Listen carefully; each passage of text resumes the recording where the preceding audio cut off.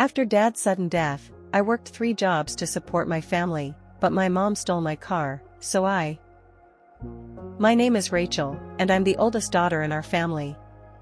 4 years ago, our father died in a hit-and-run accident on a quiet road just outside Houston, Texas. Although 911 was called right away, the paramedics arrived too late to save him. Even worse, the driver responsible for the crash was never caught, leaving our family heartbroken and desperate for some sense of justice that never came. My mom, Susan, had never worked outside the home. She'd always been a stay-at-home mother, taking care of my sister and me while Dad provided financially. After his sudden passing, our entire world turned upside down. At that time, I was on the verge of graduating from college. In the middle of my own grief, I realized how urgently we needed an income. Bills were stacking up, our mortgage wasn't going to pay itself, and my younger sister, Amber, was still finishing high school. Mom was too overwhelmed with losing Dad to handle job applications or interviews. She had no work experience and was in a state of emotional turmoil. I felt I had no choice but to put aside my own shock and sadness, focus on finding a steady paycheck, and make sure we all had a roof over our heads. It wasn't easy, but I managed to land an entry-level position at a small financial services firm in Houston just weeks after commencement. The salary wasn't fantastic, yet it covered most of our bills once I budgeted carefully. The plan was for me to work while Mom figured out how to re-enter the workforce, even if it was part-time. But those first few months stretched into a year, and Mom still couldn't bring herself to apply for jobs. Her grief ran deep, and she had never navigated the professional world before. Realizing we needed more financial stability, I started taking on extra shifts and side gigs. Overtime became the norm.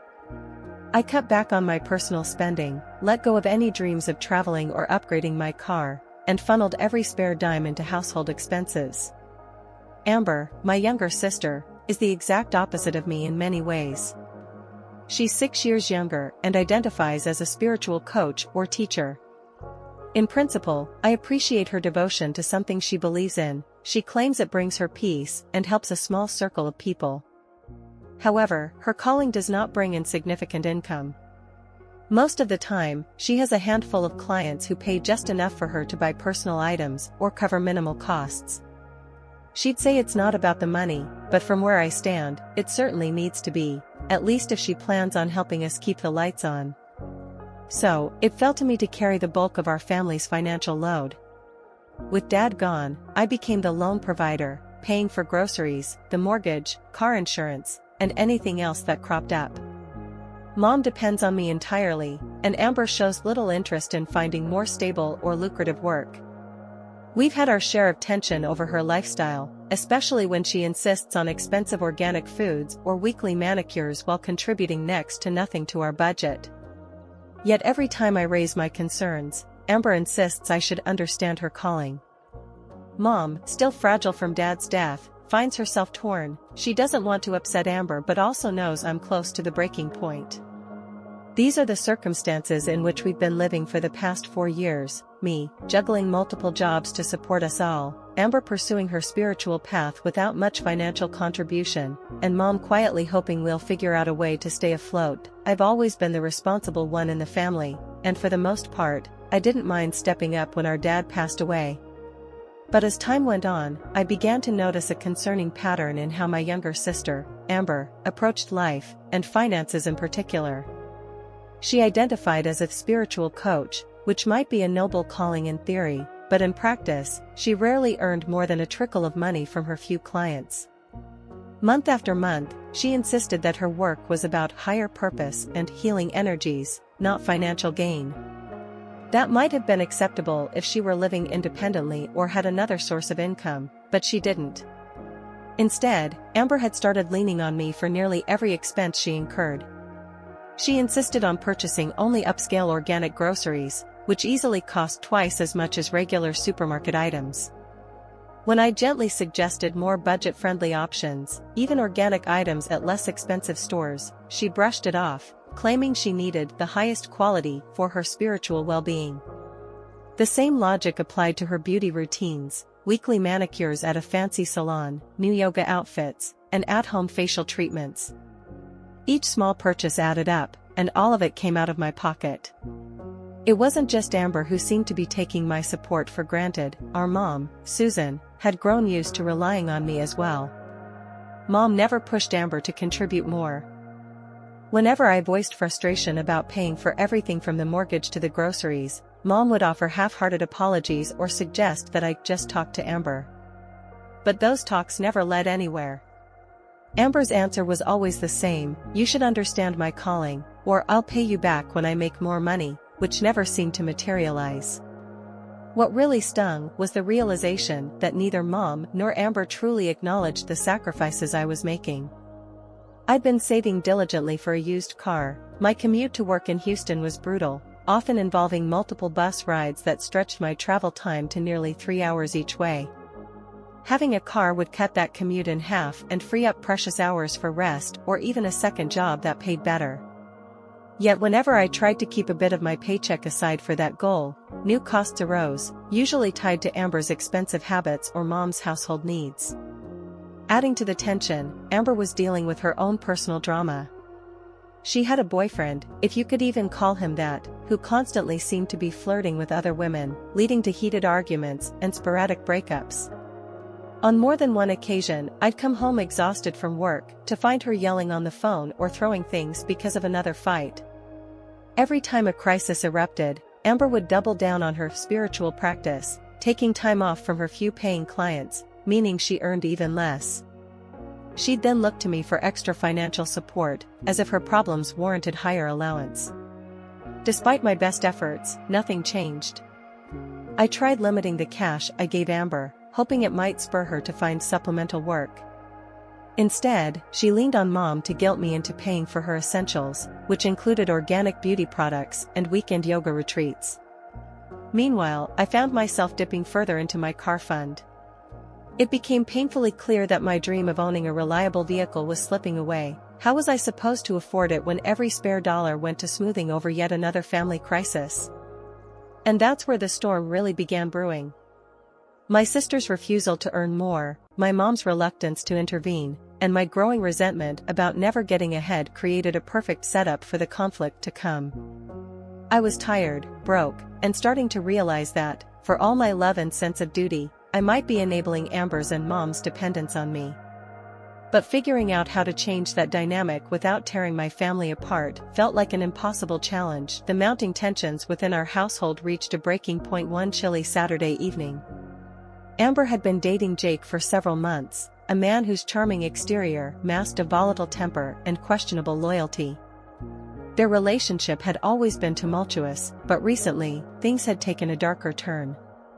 On this particular night, I came home earlier than usual, hoping to surprise Mom and Amber with a quiet dinner. Instead, I walked into chaos. Jake and Amber were in the middle of a heated argument in the living room. Voices raised, accusations flew, something about trust, commitment, and unmet expectations. Before I could even intervene, Amber shoved Jake against the wall, her face flushed with anger and frustration. Jake retaliated, throwing a punch that connected with Amber's jaw. The room seemed to close in around me as I watched my sister stumble back, her eyes wide with a mix of fear and defiance. Without warning, Jake lunged at Amber again, and the situation escalated so quickly that I felt powerless to stop it. The commotion drew the attention of our neighbors, and within minutes, police sirens wailed in the distance. Officers arrived swiftly, separating the two and taking Amber into custody for assault. They issued her a citation but let her go with a stern warning, noting it was her first offense. I watched helplessly as Amber was escorted out of our home, her shoulders hunched and eyes brimming with unshed tears. The sight of her being taken away by the police was both shocking and disheartening. It was the first time I had seen her lose control like that, and it underscored the depth of her struggles. Instead of expressing any remorse, Amber stormed out, her pride shielding her from admitting fault. In the days that followed, Amber's behavior didn't improve, if anything, it worsened. She began drinking more heavily, often coming home late and frequently bringing strangers into our home under various pretexts. It wasn't long before rumors started swirling that Amber was using drugs, a revelation that sent another wave of concern crashing over me. Her demands for money skyrocketed as she justified her excessive spending with claims of needing to maintain her spiritual practices and lifestyle. The financial strain on me became unbearable. Every payday, it felt like my hard-earned money was slipping through my fingers, disappearing into Amber's lavish habits. Organic foods, expensive yoga retreats, regular manicures, each expense was a blow to my already tight budget.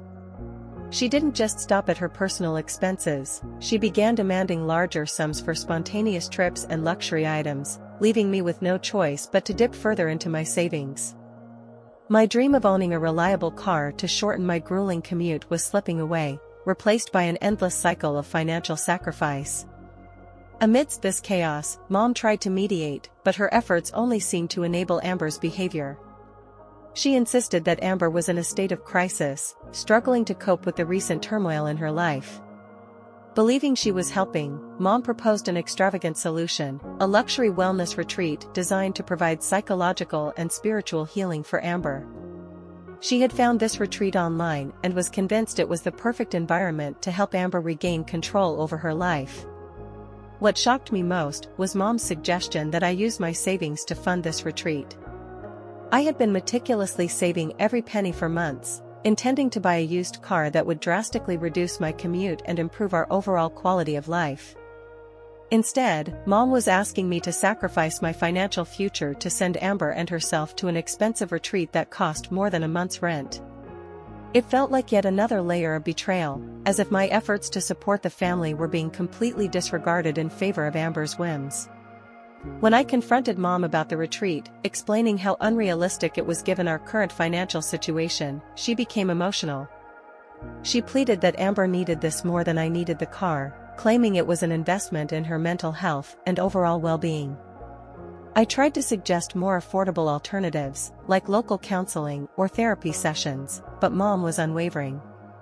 She believed that the retreat was the only way to truly help Amber and saw no other viable options. This clash of perspectives left me feeling more isolated than ever. I couldn't understand how Mom and Amber could prioritize such a lavish expense over our basic needs and my own aspirations. The financial burden was crushing, and the emotional toll was even worse. I realized that the very people I was trying to support were becoming my biggest obstacles, their lack of responsibility and increasing demands pushing me to the brink. The balance I had tried so hard to maintain was slipping away, and the future looked uncertain as the conflict within our family intensified. The next few weeks were a blur of exhaustion and frustration. Balancing multiple jobs to keep our family afloat left me drained, both physically and emotionally. But nothing could have prepared me for what happened one late Thursday evening. After another grueling shift at the financial services firm, I decided to cut my workday short and head home early, hoping to catch a rare moment of peace with my family. As I approached our modest house in the suburbs of Dallas, something felt off. The driveway was unusually empty, save for a sleek black SUV parked conspicuously where my mom and sister usually kept their cars. My heart sank. The SUV wasn't theirs, it belonged to a high-end wellness retreat we had never heard of before. My phone buzzed with a notification from my bank app, and an uneasy feeling settled in my chest. Moments later, I received a text from my mom, "We're heading out for a bit. Money can always be earned back." Confusion and alarm coursed through me as I hurried inside. The house was silent, eerily so. I made my way to the kitchen, where I usually found my mom baking or my sister, Zoe, experimenting with new spiritual practices. Instead, there was a single note taped to the refrigerator in her neat handwriting. "Sorry we couldn't wait for you. Kiki and I are on our way to the retreat. Money can always be earned back. We'll see you in a week." I stared at the note, disbelief washing over me. My mom had taken money from my account without even a conversation. All the hard-earned savings I had meticulously set aside for a reliable car, a necessity to shorten my 3-hour daily commute, was gone. Panic and anger surged within me. How could she justify draining my savings for an extravagant retreat when our family was barely scraping by? I rushed to my laptop, logging into my online banking to confirm my worst fears. My account was completely empty. Every penny I had saved was gone, siphoned off by my own mother. The realization hit me like a ton of bricks. My sacrifices, my sleepless nights, my relentless work to keep us all afloat had been exploited. The car I had dreamed of was now out of reach because of their selfish actions. Shock paralyzed me for a moment before rage took over. How could my mom betray me like this? I had always trusted her implicitly, believing that she and Zoe had our best interests at heart. Now, that trust was shattered. I felt a deep sense of betrayal, not just from my mom, but from the very foundation of our family. Without thinking, I grabbed my keys and sprinted out the door, intent on finding them. I drove around the neighborhood, calling their phones, but both were turned off. Hours passed with no sign of them. Frustration and despair gnawed at me as I sat alone in the empty house, the weight of their betrayal pressing down on me. That night, I couldn't sleep. Every time I closed my eyes, I replayed the moment I found the note and saw the empty bank account. My mind raced with questions and anger. Why did Mom feel entitled to my savings? How could Zoe, who I had always supported, betray me so completely? The financial strain had already strained our relationships, but this act of deceit was the final straw. Determined to get to the bottom of this, I reached out to a close friend, Jake, who had always been a pillar of support. He listened patiently as I poured out my frustrations and fears. Together, we began to formulate a plan. I needed to confront my mom and Zoe, but I also needed to protect myself from further financial exploitation. The following day, I contacted a local attorney to understand my legal options. Reporting my mom for theft seemed extreme, but I couldn't ignore what she had done.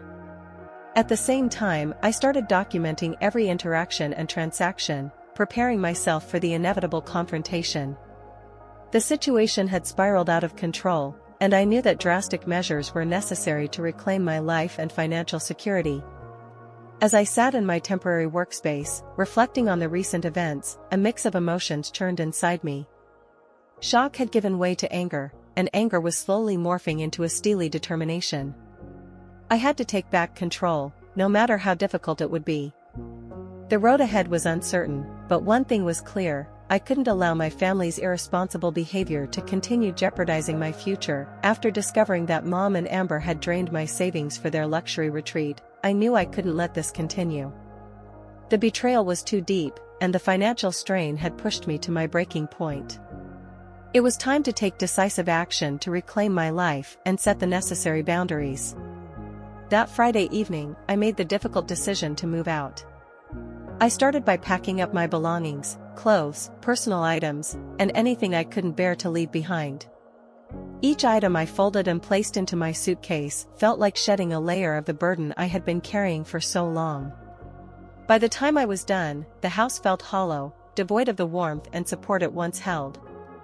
I reached out to my friend, Lisa, who had always been a pillar of support. She graciously offered me a place to stay temporarily while I figured out my next steps.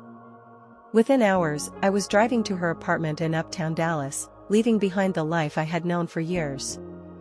The drive was a mix of sadness and relief, knowing that I was finally taking control of my situation. Upon arriving at Lisa's, I felt a sense of freedom I hadn't experienced in years. I unpacked my things quickly, determined to start fresh. The next morning, I took a deep breath and sent a brief but firm message to Mom and Amber: I've moved out. We need to stop this cycle. I can't support you anymore. It was the hardest thing I'd ever done, but it was necessary. Mom and Amber didn't take the news well. The following afternoon, they returned home to find the house empty. My phone exploded with missed calls and voicemails from both of them. They were furious, calling me selfish and accusing me of abandoning them. Amber screamed about how unfair this was, claiming I was being ungrateful for all she believed I had done for her. Mom used every emotional tactic she could think of, pleading that I couldn't just leave them to fend for themselves. For the first time, I felt unshakable. I stood my ground, refusing to engage with their anger and manipulation. When Amber threatened to report me for taking her money, I calmly explained that it was my hard-earned savings she and Mom had misused. Mom tried to guilt me, saying that I was abandoning her in her time of need, but I had no room left for her pleas. I reiterated that my priority was my own well-being and future, and their actions had left me no choice but to cut ties. The confrontation was intense, with Mom crying and Amber yelling, but I remained resolute. I had blocked their numbers and restricted their access to my social media accounts to prevent further manipulation. They couldn't call, text, or reach me easily anymore. This was my first step towards healing, away from the constant financial and emotional drain they had imposed on me. In the days that followed, the isolation was both liberating and painful. I focused on rebuilding my life, seeking therapy to process the betrayal and exhaustion I felt. I also met with a financial advisor to ensure I could stabilize my finances without their interference. Slowly but surely, I began to see a path forward, one that didn't involve sacrificing my own happiness and dreams for the sake of a dysfunctional family dynamic. Friends and colleagues reached out with support, understanding the courage it took to make such a tough decision. Their encouragement reinforced my belief that I had done the right thing. I started investing in myself again, pursuing hobbies I had long neglected and making plans for the future I had put on hold. Looking back, leaving Mom and Amber was the hardest yet most necessary choice I ever made. It wasn't just about the money they took, it was about reclaiming my life and setting boundaries that I had ignored for far too long. While the road ahead was uncertain, I felt a renewed sense of purpose and hope. For the first time in years, I was living life on my own terms, free from the relentless demands and emotional manipulation that had once consumed me. 6 months had passed since I made the hardest decision of my life, cutting ties with my mother and sister to protect my own well-being. In that time, I had moved into a modest one-bedroom apartment in the heart of Dallas, a space that was entirely my own. It wasn't luxurious, but it was a sanctuary where I could finally breathe without the constant financial and emotional strain that had plagued me for years. Every week, I diligently saved a portion of my income, inching closer to my goal of purchasing a reliable car that would significantly reduce my 3-hour daily commute and grant me a semblance of normalcy. Life in my new apartment felt like a fresh start. I began to rediscover hobbies I had long neglected, painting, jogging in the nearby parks, and even joining a local book club.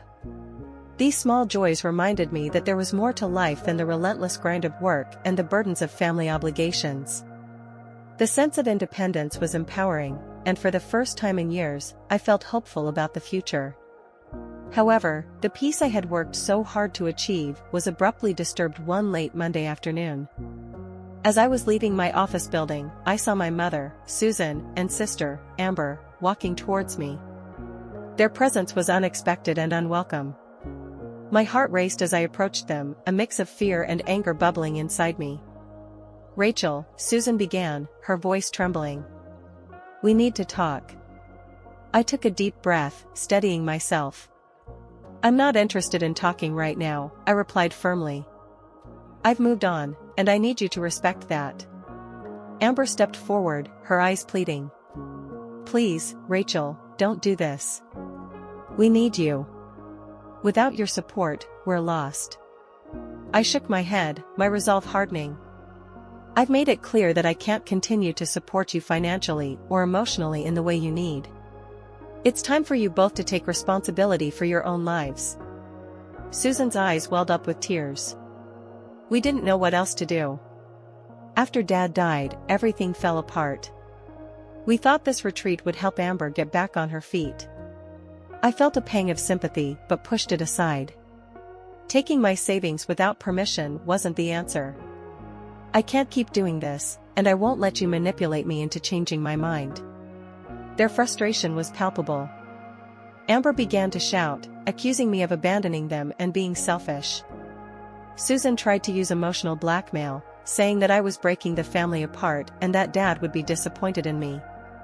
I remained calm, refusing to engage with their outbursts. "This isn't about Dad," I said quietly but firmly. "This is about setting boundaries that you both have consistently ignored. I'm done enabling your irresponsible behavior." Their pleas became more desperate, but I stood my ground. I blocked you from my phone and social media to protect my peace of mind. If you continue to harass me or try to force me back into this toxic situation, I will have no choice but to involve the authorities." With that, I turned and walked away, leaving them standing there, bewildered and hurt. The encounter left me feeling a mix of sadness and relief. I knew it was the right decision, but seeing my mother and sister so distressed weighed heavily on me. From what I've heard through mutual friends and neighbors, the situation at home remains chaotic. My mother eventually found a part-time job at a local diner, and Amber's boyfriend moved in to help out financially. While they seem to be managing on their own, it's clear that the household dynamics are still strained. They've had to adjust to life without my constant support, but their struggles are no longer my responsibility. Reflecting on the past 6 months, I realize how much I've grown.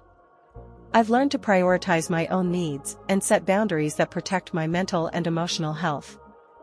While I still feel a pang of guilt for leaving my family in their time of need, I understand that their actions left me with no other choice. I don't plan to reach out to my mother or sister again, despite my lingering sympathy for their plight. My focus is now on building a stable and fulfilling life for myself, free from the burdens that once held me back. The relief of finally standing up for myself is immense, and I'm committed to continuing this path of self-care and independence. It's a tough lesson, but one that has ultimately allowed me to reclaim my happiness and sense of self.